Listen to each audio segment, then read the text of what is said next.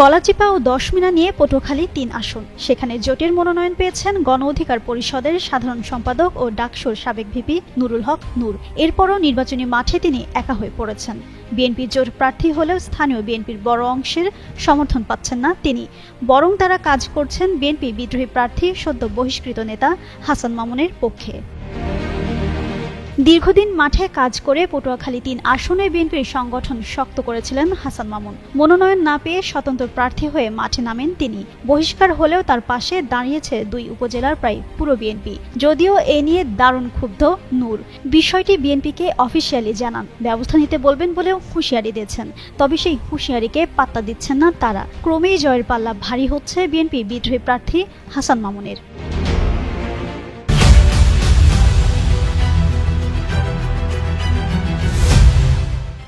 নুরুল হক নূর জানান, দলীয় সিদ্ধান্ত মানছে না স্থানীয় নেতারা। বিষয়টি তিনি বিএনপির শীর্ষ নেতৃত্বকে জানিয়েছেন। এর সমাধান না হলে ভবিষ্যতে জোট রাজনীতিতে জটিলতা তৈরি হবে। তবে নূরের হুঁশিয়ারিকে গুরুত্ব দিচ্ছেন না স্থানীয় বিএনপির নেতারা। স্পষ্ট জানিয়ে দিয়েছেন যে কোনো পরিস্থিতিতে তারা থাকবেন হাসান মামুনের সঙ্গেই।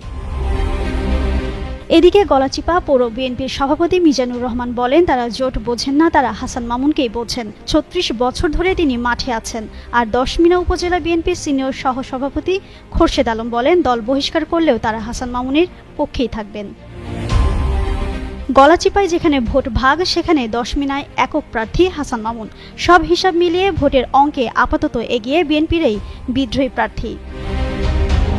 জিন্নাত আর ঋতু, যুগান্ত নিউজ।